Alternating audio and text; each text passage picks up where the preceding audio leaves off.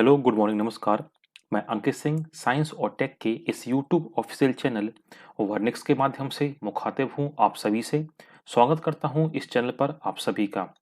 इस चैनल के ऊपर मैं विज्ञान अभिदर्शक एक ऑब्जेक्टिव सीरीज लेकर आया हूँ, जिसमें मैं साइंस और टेक के ऑब्जेक्टिव क्वेश्चन जो प्रीवियस एग्जाम में पूछे गए हैं, मैं सभी को यहाँ पर डिटेल डिस्कशन के साथ सॉल्व करा रहा हूँ। तो इस सीरीज में मैंने एमपीपीएससी के जितने भी प्री के क्वेश्चन थे साइंस और टेक के, वहां पे मैंने स्टार्ट किए थे। तो यहाँ तक मैं 15 क्वेश्चन तक सॉल्व करा चुका था। क्वेश्चन नंबर 16 से आगे देखते हैं। Which of the following is used as lubricant? निम्नलिखित में से किसका उपयोग लुब्रिकेंट, हिंदी में इसको बोला जाता है स्नेहक, लुब्रिकेंट के तौर पे किया जाता है। और सामान्य भाषा में मैं आपको बोलूं कि जो फ्रिक्शन को कम करे वो कहलाता क्या? लुब्रिकेंट, या हिंदी में बोलते हैं स्नेहक, जो घर्षण को कम करे। तो ऑप्शन है, फर्स्ट है क्यूप्राइट, ग्रेफाइट, हेमेटाइट और क्रायोलाइट। इसका करेक्ट आंसर है ग्रेफाइट। ग्रेफाइट का यूज एज ए लुब्रिकेंट तौर पर किया जाता है। अब ये क्यूप्राइट क्या होता है? क्यूप्राइट Cu2O, ये क्यूप्राइट होता है कॉपर का ही एक कंपाउंड है। हेमेटाइट सभी ने इसका नाम सुना होगा, Fe2O3 हेमेटाइट, ये आयरन का अयस्क है, आयरन का ओर है, बहुत बहुत काम का, कई बार एग्जामिनेशन में ये पूछा गया है। और ये क्रायोलाइट क्या होता है? ये क्रायोलाइट क्या है? ये है Na3Al(F6), इसको बोला जाता है क्रायोलाइट, या इसी को बोलते हैं सोडियम हेक्साफ्लोराइड एल्यूमिनेट। ये सोडियम, एल्यूमिनियम और फ्लोरीन का एक कंपाउंड है क्रायोलाइट। तो इस क्वेश्चन का करेक्ट आंसर है बी। अगला क्वेश्चन देखते हैं। अगला क्वेश्चन है question number 17। The laughing gas is, हास्य गैस है, या इसी को कई किताबों में लिखा जाता है कि हंसाने वाली गैस, हास्य गैस या हंसाने वाली गैस है। तो उसका करेक्ट आंसर है बी, नाइट्रस ऑक्साइड। इसको हास्य गैस या लॉफिंग गैस के नाम से जाना जाता है, N2O, नाइट्रस ऑक्साइड। इसके अलावा आप देखें, ये लिखा हुआ है हाइड्रोजन परऑक्साइड, इसको बोलते हैं H2O2, as a bleaching agent के तौर पे काम करता है H2O2, हाइड्रोजन परऑक्साइड। इसके अलावा देखें, ये लिखा है कार्बन मोनोऑक्साइड, इसको मैंने आपको एनवायरमेंट में बताया था। तो ये क्या काम करता है? कार्बन मोनोऑक्साइड टॉक्सिक गैस होती है, ये हीमोग्लोबिन के साथ बाइंड होके जुड़ के एक कंपाउंड बनाता है HbCO, इसको बोला जाता है कार्बोक्सी हीमोग्लोबिन।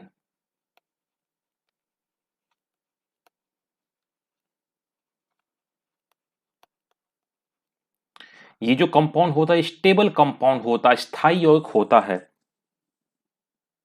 जो ऑक्सीजन कैरिंग कैपेसिटी हीमोग्लोबिन की कम कर देता है। ये हीमोग्लोबिन को यहां पर छोड़ता नहीं है, ये स्टेबल कंपाउंड बनाता है, जिससे सफोकेशन होने लगता है। इसलिए कार्बन मोनोऑक्साइड को एक नाम और दिया है। एनवायरमेंट में देखने को मिलेगा आपको क्वेश्चन, इसको दम घोटू गैस, दम घोटू गैस भी बोला जाता है कार्बन मोनोऑक्साइड को। और लास्ट ऑप्शन है सल्फर डाइऑक्साइड, ये एसिड रेन के लिए रिस्पॉन्सिबल होती है। ये वाटर से रिएक्शन करके H2SO4 बना के सॉइल के ऊपर गिरती है, इसी को आप क्या बोलते हैं? एसिड रेन, हिंदी में बोलते हैं अम्ल वर्षा। तो इस क्वेश्चन का आंसर है बी, नाइट्रस ऑक्साइड। अगले क्वेश्चन की तरफ चलते हैं। अगला क्वेश्चन है, विच of the following is a medicinal crop? निम्नलिखित में से कौन सा औषधीय पौधा है? तो इसका करेक्ट आंसर है बी, ऑप्शन नंबर है शुगर केन, ये मेडिसिनल प्लांट में नहीं आता। बी देखें एलोवेरा, हाँ ये आता है। बाकी ऑप्शन और चेक कर लेते हैं, कॉटन और महुआ। तो इसका करेक्ट आंसर है क्या? B, aloe vera. जिस साल ये क्वेश्चन स्टेट पीएससी ने पूछा था, तो यहाँ पे कुछ हिंदी मीडियम वालों ने गलती की थी। नाम हिंदी में घृत कुमारी बहुत कम लोगों ने सुना होगा, तो जरा ऑप्शन भी आप चेक कर लें इंग्लिश के। एलोवेरा नाम ये सब ने सुना हुआ है, तो यहाँ से इसका करेक्ट आंसर क्या है? बी। अगले क्वेश्चन की तरफ चलते हैं। अगला क्वेश्चन है, the sunlight energy used by green plants in photosynthesis is transferred into. हरे पेड़ पौधों द्वारा प्रकाश संश्लेषण की प्रक्रिया में प्रयुक्त सौर ऊर्जा का रूपांतरण किस में होता है? इसको मैं आपको पहले भी बता चुका हूं, तो पहले ऑप्शन देख लेते हैं। केमिकल एनर्जी, रासायनिक ऊर्जा, सेकंड फिजिकल एनर्जी, भौतिक ऊर्जा, बोथ और नन ऑफ दीज, इनमें से कोई नहीं। तो इसका करेक्ट आंसर है ए। मैंने आपको पिछले लेक्चर में भी बताया था कि फोटोसिंथेसिस रिएक्शन या प्रकाश संश्लेषण की अभिक्रिया होती क्या है। ग्रीन प्लांट्स, हरे पेड़ पौधे इन्वायरमेंट में प्रेजेंट कार्बन डाइऑक्साइड और वाटर वेपर का यूज करके, किसकी प्रेजेंस में, सनलाइट, सूर्य प्रकाश की उपस्थिति में और क्लोरोफिल के प्रेजेंस में, ये क्या बनाते हैं, ये बनाते हैं C6H12O6 होल एन, इसी को बोला गया स्टार्च।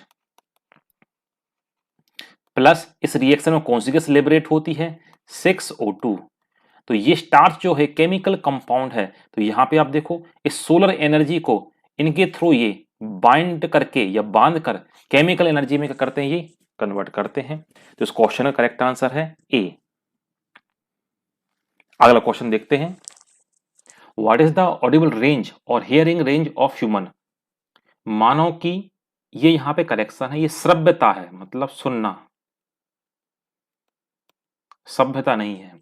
मानव की श्रव्यता की सीमा क्या है, मतलब मनुष्य कहां तक इसको सुन सकता है। तो ऑप्शन देखते हैं। 20 हर्ट्ज से लेके 20,000 hertz, 80 hertz to 100 hertz, 2 lakh hertz to 4 lakh hertz, 0 to 20 hertz. तो उसका करेक्ट आंसर है ए। ये क्वेश्चन यहां से कई बार पूछा गया और रिपीट भी हुआ है। तो मैं आपको बता दूं, यदि आपने साउंड वेव्स को थोड़ा सा अच्छे से पढ़ा है तो साउंड वेव्स को 3 कैटेगरी में डिवाइड किया गया है। फर्स्ट कहलाती है Audible, Audible sound wave, Hindi में इनको बोला जाता है श्रव्य, श्रव्य ध्वनि तरंगें। इनकी जो फ्रीक्वेंसी होती है वो होती है 20 टू 20,000 हर्ट्ज। दूसरी कहलाती है infrasonic, infrasonic sound wave, Hindi में इसको बोलते हैं अपश्रव्य। और थर्ड कहलाती है अल्ट्रासोनिक, हिंदी में इनको बोला जाता है पराश्रव्य तरंगें। जो इंफ्रासोनिक होती है इनकी फ्रीक्वेंसी होती 0 टू 20 हर्ट्ज और मोर देन 20,000 हर्ट्ज, ये कहलाते हैं क्या, अल्ट्रासोनिक। जो ऑडिबल जो है इस रेंज में 20 टू 20,000 हर्ट्ज, यहां तक श्रव्य सीमा है, यहां तक आसानी से आप सुन सकते हो। इसी को ही बोला गया है हियरिंग रेंज, मतलब 20 हर्ट्ज से कम नहीं सुन सकते और 20,000 हर्ट्ज से ज्यादा नहीं सुन सकते। ये आपको देखो अल्ट्रासोनिक वेव्स, इसके बहुत सारे यूजेस हैं, इसको मैं आपको साउंड में आपको डिटेल में आपको बताऊंगा। इनका यूज कौन करते हैं, दो एनिमल करते हैं, एक हो गया बैट, चमगादड़, एक हो गया डॉल्फिन। ये जो एनिमल हैं, जैसे बैट को आपने सुना होगा, इसको दिखाई नहीं देता है, तो ये क्या काम करती है, सपोज ये बैट हो गई, इसको स्प्रे को इसको खाना है, तो ये कौन सी वेव छोड़ती है, ये छोड़ती है अल्ट्रासोनिक। ये जो वेव्स हैं इसे टकरा के लौट के आती हैं, तो ये इसकी स्थिति का या इसकी पोजीशन का पता लगा पाती है। वैसे ही आप देखें डॉल्फिन, जब थोड़े से मडी वाटर, मिट्टी वाले पानी में शिकार करती है, तो यहां पर ये अल्ट्रासोनिक साउंड वेव का यूज करती है। इसी टेक्निक का यूज किया जाता है रडार में, हालांकि टेक्निक चेंज हो गई है, सोनार सिस्टम में, साथ में एक टर्म आपने सुना होगा सोनोग्राफी।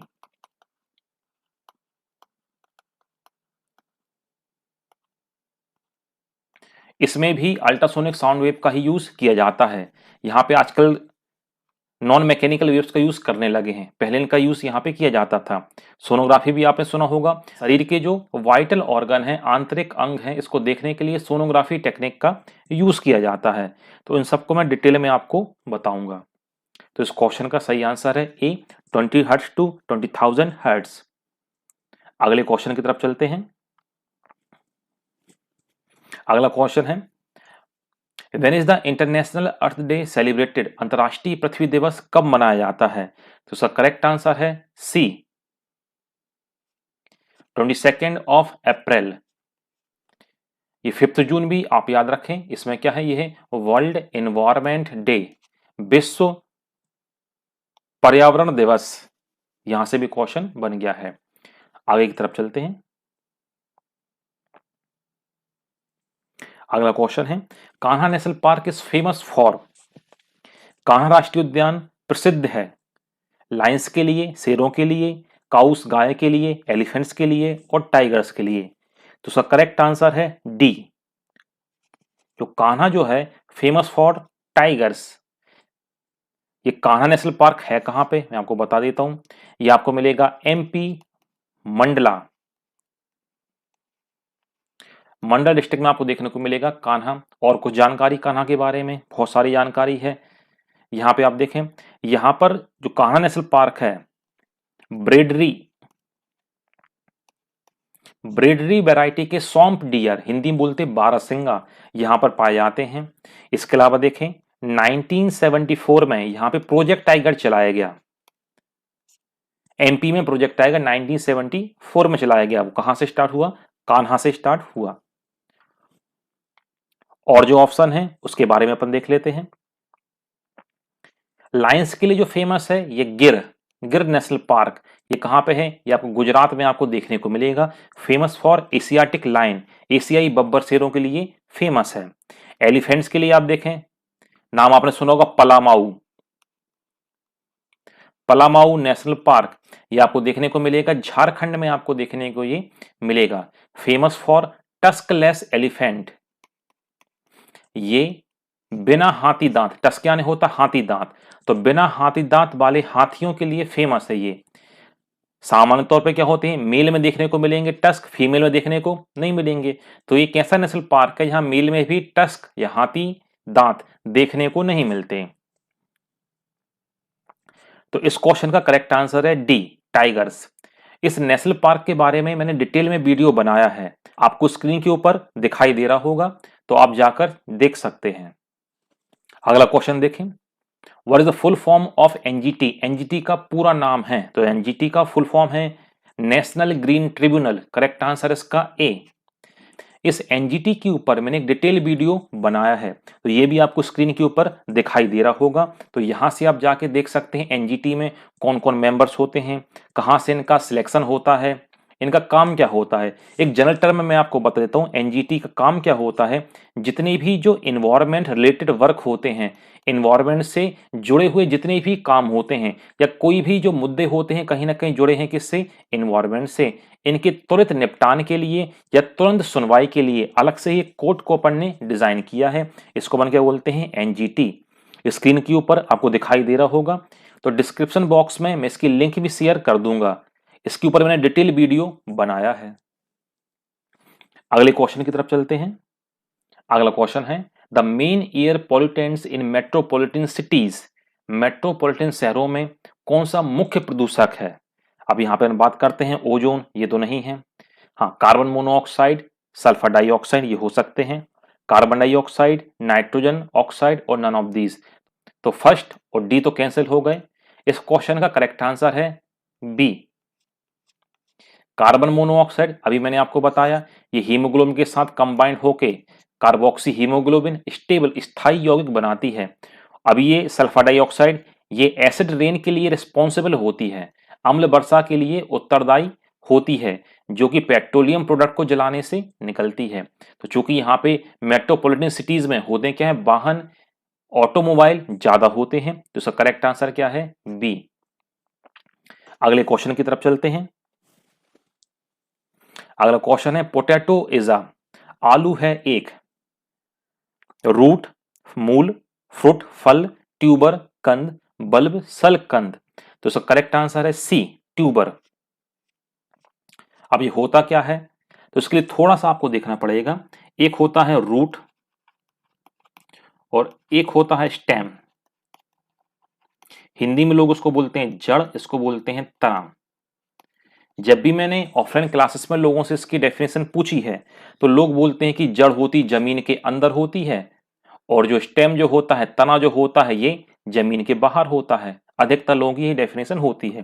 हाँ, डेफिनेशन सही है, मगर ये फोर्थ फिफ्थ स्टैंडर्ड के लिए सही है। मतलब फोर्थ फिफ्थ स्टैंडर्ड में जो बच्चे पढ़ रहे हैं वो ये बताएं तो ठीक लगता है, क्योंकि इस डेफिनेशन से आप आंसर नहीं बता पाते हैं। सपोज किसी ने पूछ लिया, बताओ भाई जिंजर ये है क्या, अदरक क्या है, फिर उसने बोल दिया कि भाई बताओ आप अनियन, हिंदी बोलते ये प्याज, बताओ क्या है, रूट है कि स्टेम है। फिर बोल दिया रेडिस, बताओ ये मूली, जड़ है कि तना है। तो फिर लोग यहाँ पे बहुत सारे लोग गलत आंसर भी देते हैं। वो अब तीनों की तीनों सभी क्या है, ये जमीन के अंदर है। तो मैं आपको बहुत बढ़िया डेफिनेशन बताता हूँ ताकि इससे आप आंसर लगा पाए।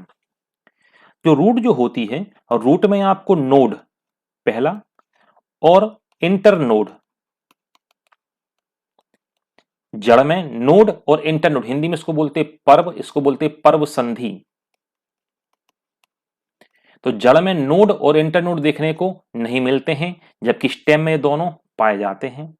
अब क्वेश्चन है कि नोड क्या होता है। सपोज यहां देखें, ये कोई एक प्लांट है,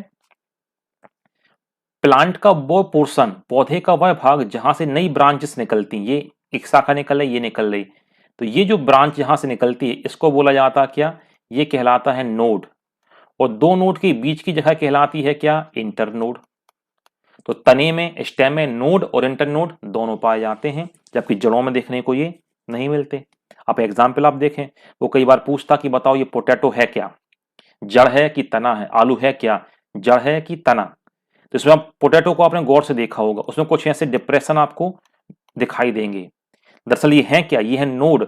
यदि आलू लंबे समय तक रखा रहे तो यहां से नई नई ब्रांचेस निकल जाती हैं, क्योंकि आलू की खेती भी ऐसी होती है, आलू को सीधे लगाया जाता है।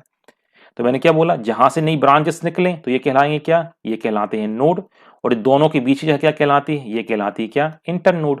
तो आलू में नोड भी हैं और इंटर नोड भी हैं। तो आलू है क्या, ये है मॉडिफाइड स्टेम, हिंदी में बोलते हैं रूपांतरित तना।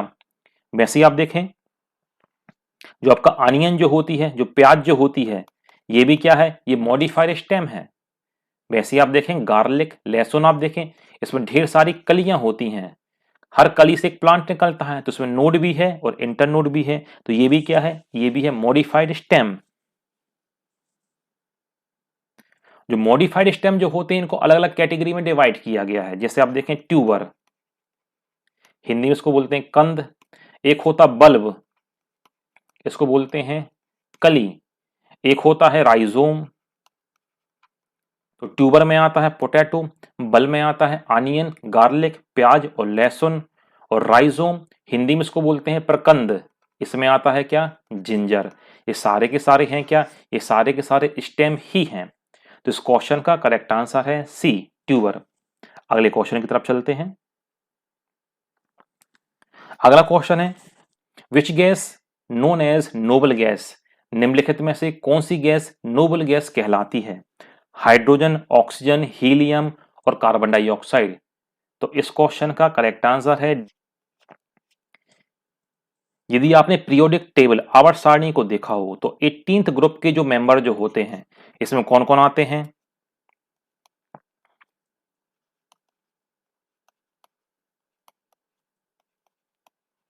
इसमें आते हैं helium, neon, argon, krypton, xenon और रेडॉन। इनको बोला जाता है नोबल गैसेस, या हिंदी में इसको बोलते हैं उत्कृष्ट गैसें। इसी को बोलते हैं इनर्ट गैसेस, इनर्ट, हिंदी उसको बोलते हैं अक्रिय गैसें। क्यों बोलते हैं, क्योंकि ये जो गैस हैं इनका जो ऑक्टेट होता है, अष्टक होता है, ये पूर्ण होता है। सपोज हीलियम का एटॉमिक नंबर होता है 2, कॉन्फ़िगरेशन में लिखूंगा, इलेक्ट्रॉनिक विन्यास लिखूंगा तो 1s2। वैसे नियोन देखें आप, लिखूंगा तो एटॉमिक नंबर होता है 10, कॉन्फ़िगरेशन में लिखूंगा तो 1s2, 2s2, 2p6। देखिए आप, तो इनका जो ऑक्टेट जो होता है, सेकंड वाले में देखें 8 इलेक्ट्रॉन है, यहां देखिए आप 2 इलेक्ट्रॉन है।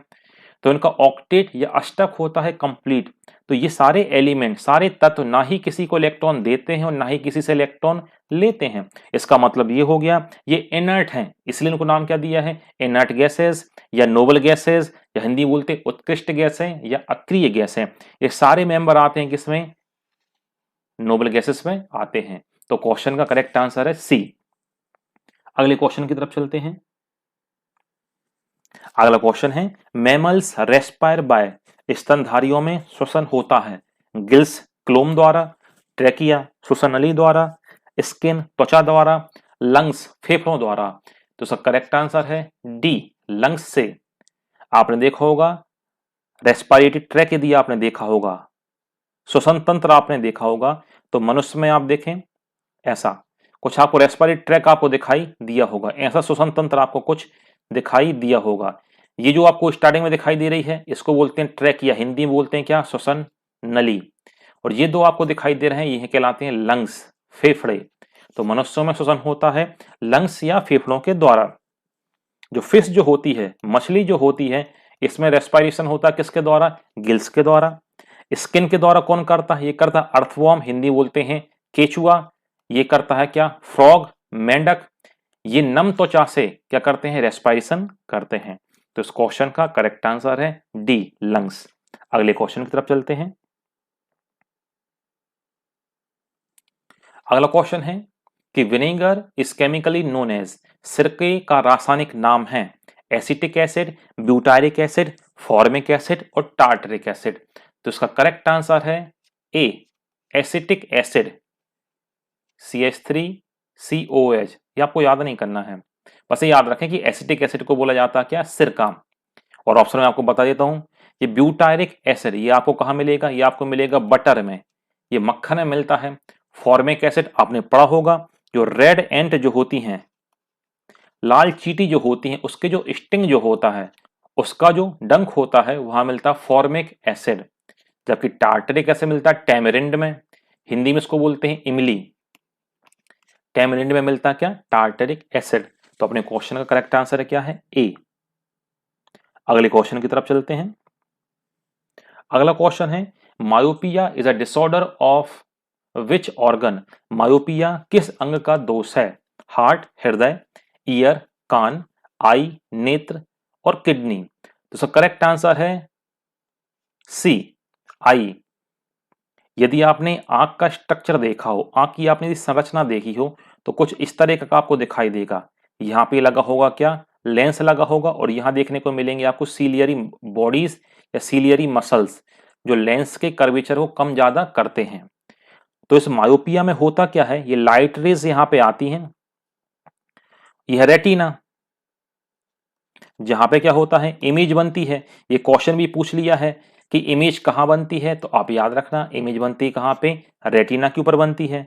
तो इस मायोपिया में क्या होता है, लाइट रेस रेटिना के आगे फोकस हो जाती हैं, तो यहां पर इमेज दिखाई नहीं देता है।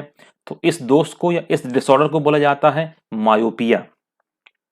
नीचे देखें मैंने नोट में कुछ लिखा है रेटिना, तो इसके ऊपर क्वेश्चन बना है कि इमेज कहां बनती है, तो इमेज बनती है कहां पे, रेटिना पे। फिर आप देखें कॉर्निया, ये क्या कहलाता है, ये जो आपको लेयर दिखाई दे रही है इसको बोलते हैं क्या, कॉर्निया। हिंदी में भी भाई इसको कॉर्निया ही लिखा जाता है। आपने सुना होगा नेत्रदान, आई डोनेशन में इसी कॉर्निया का ही डोनेशन किया जाता है। क्यों किया जाता है, क्योंकि ये होता है एवस्कुलर इन नेचर। एवस्कुलर का मतलब होता है कि इसमें ब्लड की जो सप्लाई नहीं होती है। अब ब्लड की सप्लाई नहीं होती है, इसी में होते हैं क्या, एंटीजन। बात समझ में आ रही है, इसी में जब एंटीजन होते हैं तो भाई दूसरे की जो बॉडी है इस एंटीजन का क्या करेगी, ये रेजिस्टेंस क्रिएट करेगी, ये विरोध करेगी। अब चूंकि इसमें ब्लड की सप्लाई नहीं होती है तो इसमें एंटीजन नहीं होते हैं, तो किसी का भी कॉर्निया किसी को भी इजीली लग जाता है। तो नेत्रदान में कई बार क्वेश्चन पूछा है कि आई डोनेशन में कौन सा पार्ट डोनेट किया जाता है, तो करेक्ट आंसर है कॉर्निया। कॉर्निया का ही डोनेशन किया जाता है। यहां देखिए एक साइंटिस्ट का नेम लिखा है, एडवर्ड जिम। इन्होंने क्या काम किया था, 1905 में पहली बार केरेटोप्लास्टी, हिंदी बोलते हैं कॉर्निया का प्रत्यारोपण, पहली बार किसने किया, वो किया था एडवर्ड जिम ने किया था। अपने क्वेश्चन का करेक्ट आंसर यहाँ पर सी। तो बाकी की ये डिटेल जानकारी मैंने आपको दी, तो 3-4 क्वेश्चन भी यहाँ पे सॉल्व कराए। चलते हैं अगले क्वेश्चन की तरफ। अगला क्वेश्चन है which one of the following is not the unit of heat, निम्नलिखित में से कौन सी एक ऊष्मा की इकाई नहीं है, calorie, kilo calorie, kilo joule और वॉट। तो इस क्वेश्चन का करेक्ट आंसर है डी। जो वॉट जो है ये दरअसल पावर की इकाई है, ये हिंदी बोलते हैं शक्ति की इकाई है। बाकी सारी की सारी एनर्जी, ऊर्जा की ही इकाइयां हैं। तो आज मैंने क्वेश्चन नंबर 16 से लेके 30 तक सॉल्व कराए, जो आपके स्टेट पीएससी ने पूछे हुए थे। यदि आपको ये सीरीज पसंद आ रही है तो प्लीज़ वर्नेक्स चैनल को यूट्यूब पे जाके सब्सक्राइब करें, लाइक करें और जितने भी बच्चे तैयारी कर रहे हैं वहां तक उनको जरूर शेयर करें। और जो भी आपके सजेशन हैं, जो टॉपिक आप पढ़ना चाहते हैं, तो कमेंट बॉक्स में कमेंट आप जरूर करें। आपका एक कमेंट या लाइक और ज़्यादा मुझे मोटिवेट करता है कि मैं आपके लिए और अच्छा मटेरियल या और अच्छे आपको नोट्स में प्रोवाइड कर पाऊँ। तो मिलते हैं आने वाले लेक्चर में। Thank you.